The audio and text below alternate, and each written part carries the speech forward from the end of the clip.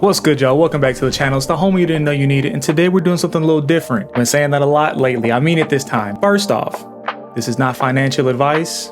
This is not one of the, I'm not a certified, whatever you're supposed to say for legal reasons. This is just one homie to another. I just want to key you in case you're not aware of some cards that if you were to put your money towards them today, they could potentially appreciate in the future. Like I mentioned a couple times already, we're friends here. So with that being said, you know where the fridge is at. It's stocked full of green tea. We're in Japan, it is what it is. Go ahead and grab you one. First off, before we get into the card or the set of cards I want to talk about Shohei Ohtani. So the thing about the card market, and I think that we're just kind of used to it at this point, is that it is a market. Prices go up and down, supply and demand, and especially with a very real life in the world event of his performance in a major league baseball game affecting the price of a piece of cardboard. The same as if there was some publicly traded stock and the CEO has some baby mama and some offshore bank accounts and some, diabolical, goings on that affects not only his view to the public, it also impacts the public's perception of the quality or the value of the stock. So it's just interesting. This is just yapping, obviously, but it's just interesting that Ohtani is doing his job, striking people out and hitting balls real hard. And I don't know if it's a direct correlation, but a few weeks ago, and we knew the Dodgers Luffy was going to do numbers, it was going to go crazy. But last three sold, we got 2,000, 1,517.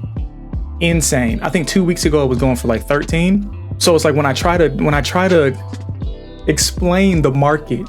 So at first it's like, oh babe, I just want like this cool looking Don, or I want this, this alt art leader, and it's like $30, $40. Okay, cool. Doesn't fully understand it because it's like, it is literally a piece of cardboard.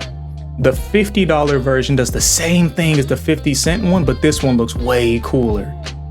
But with something like this, it just screams like, this is beyond what's just printed on the card. It's the public's, like, we all agree that this card is worth the amount that is posted, because obviously it's selling at that price, hence the market. So I just think it's very cool that this card is doing well. Very cool that I got my hands on one finally. It's not with me, it's it's at PSA getting certified or whatever else, but I mean, I don't know where this is gonna go. I think this was the card. I heard somebody mention that this might be like the Poncho Pikachu of the One Piece card game. I don't fully know. A lot of comparisons between Pokemon and One Piece being made. Like, is One Piece in like a, I guess like super pre-release was like first edition, and everybody wants to like get their bearings. But I think a lot of these prices, which we'll get into in a second, people still don't fully understand. Like, we know the rarities, we know the pull rates, but it's not fully consistent, because not only do you have the pull rates of the card, it's who's on the card. Not every manga is fantastic. They're not all created equal. Usually there's a premium on Luffy, not so much on Usopp. Like, it's just, it's just one of those things. So yeah, I just want to talk about the Shohei thing. I think that's super cool. Super interesting. It helps my case when I'm trying to explain, like, no, this is like real life in the world, like things are happening that are affecting prices and I think it's ridiculous. Yeah, it's kind of silly, but it is what it is. Okay, but for today, I wanted to talk about something I'm not seeing in a lot of the discussions online when it's like, make sure you buy this card and invest in these. It's usually some sort of manga, some niche like magazine promo, or like flagship winners, whatever, like something. And I think there's a spectrum, right, of was it cost aversion, risk aversion, one of those, something to do with cost though, where personally I'm not going through my bulk specking 20-cent cards to go to $2. I'm not that dedicated to the grind to try to find those like edge cases where I can make $10 off some bulk that's just gathering dust. I'd rather not do that. I'm also not out here just like blowing bags on mangas. I'm in the middle somewhere. And what's interesting is that when you're in the middle, you're looking at a lot of SPs. SPs are like, of course, the chase cards in any set. There's some of the, I think, the best art, obviously. And I guess the fact that they're the best art isn't obvious, but like a lot of effort goes into these particular cards. And the one I want to talk about today, is Zorojiro, Emperors in the New World, Treasure Rare. I think Treasure Rares in general are a little slept on. I don't see them unless they're in a long list of like, buy these Luffy cards and the Treasure Rare is listed, but Treasure Rares as a rarity, I think they're kind of slept on. This is a prime example. This card, make sure it's not Japanese or something, $20. Jumps up to 60. This is just insane. So you can get this Treasure Rare right now for $20. I think eBay is trying to, they're like more in like $40 to $60 range. But the interesting thing is that no one really knows, but I believe Treasure Rares have a similar pull rate to mangas, right? Because I've seen, from what I've seen, SPs 1 to 2 per case. Not verified, not a sure thing, but generally 1 to 2 per case. Mangas, you might get one every 1 to 2 cases. These Treasure Rares, from what I've heard, 1 per case.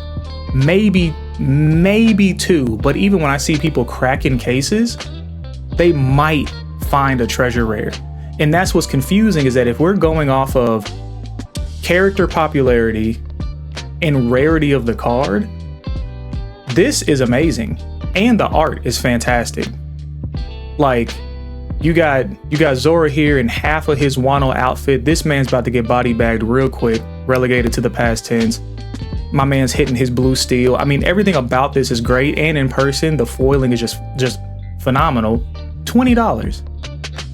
1 per case, $20 of the homie. And these cases are going for $2,500. The math isn't mathing, but then the SP is going for $190. So even if these are the same pull rates, you have one, and I know they're not the same card, but you have, and a lot of these are getting slabbed anyway. We're not looking for playability. We're looking for pretty cardboard to go in a piece of plastic. So this is $190 with a similar pull rate to the Treasure Rare. And comparing it to the mangas, of course, the mangas are just blowing it out the water. And this is where the rare, or the popularity of the character comes into it. Because of course, Luffy's on top. You got Shanks, Buggy, and Teach. I like that Buggy's a little more expensive than Teach. He could go down in my opinion. So then you get into the other. Now we're just going through the prices of the top ones. Of course, you got the waifu tax, which is going insane on these. $300. Bow is $394. I like the bow is more expensive. I like bow more than Nami in general.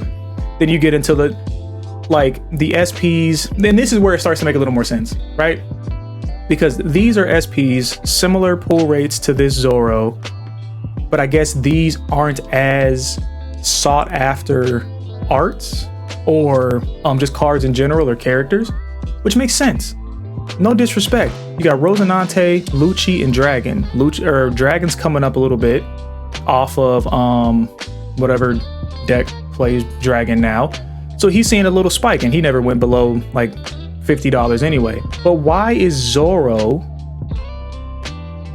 as inexpensive as some of the lesser sought after SPs with a similar pull rate when its counterpart, different card I know, same homie, and like he just put the rest of his outfit on basically, and they put a mask here so you couldn't see all the bodies he just accrued.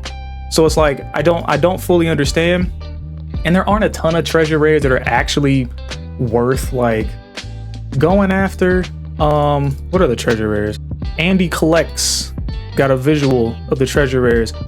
Okay, kind of trash, okay, phenomenal. I love Ace. This is okay for me. These are Chinese, blah, blah. So like in general, like for me, that stands out are these two, and really it's the Zoro. But the fact that it's not being valued by the collective at the popularity of the character and the rarity of the card is really throwing me. And I'd hate for this to be one of those things where it's like no one's really looking at it, and then it's like, oh darn it, like I should have got it when I had the chance. It's $20 right now. eBay's got them posted for 40, 50 all day. I'm not saying go out and buy a playset. I'm not saying go out and buy 10 and spec for it, but it's like, it's just kind of weird. And if anybody knows why this would be the case, it's not the art, it's not the character, it's not the text on it, because nobody cares, to be honest, when you're slabbing it. Like, I couldn't tell you what half the mangas do. Like, nobody cares what the card does. It's the rarity and it's who's on it. So why is this $20? That's really it. I guess the video is just a question. I think this is undervalued. I would say if you don't have one, there's no reason not to grab it. If this isn't part of your, trade binder, I'd say grab a couple, to be honest. I think the card looks phenomenal. I think it doesn't make sense. I think the market isn't really understanding. I don't think we fully grasp like how many of these are actually in circulation. What is the pull rate of a treasure rare? Because 2 years from now, we come to find out like, oh, there aren't a lot of Zorojuros in the pop for PSA 10s or whatever, or they're just not a lot on the market. Then it shoots up. But then at that point, we look back and say, obviously, look at the card. It looks amazing. And it's like, yeah, we'll grab it now. We have to stop being sheeple, We got to make our own decisions. And I think this is a no-brainer. I think this is a fantastic card. I would say get it. Not financial advice. I think it's going to be a short one. That was just like weighing heavy on my heart. I just don't understand it. And if somebody could explain it, that'd be fantastic. Why not all treasure rares? This one in particular, because I think the other ones are okay.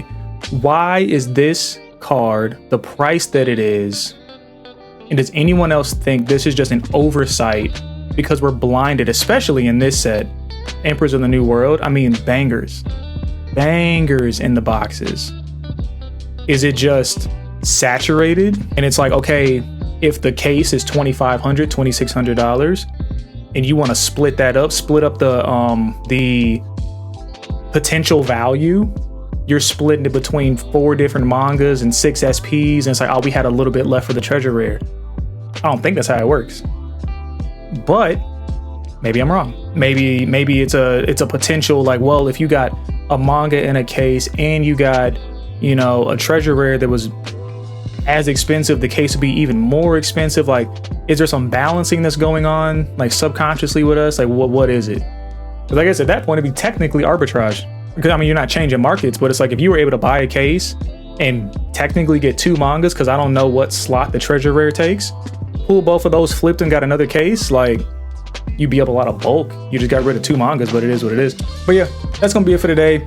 I just had some questions. The math's not mathing, so if you could help me out, I would greatly appreciate it. If you have the answers, please comment down below. Also, I'm probably not gonna open OP13 over here. Shipping is insane.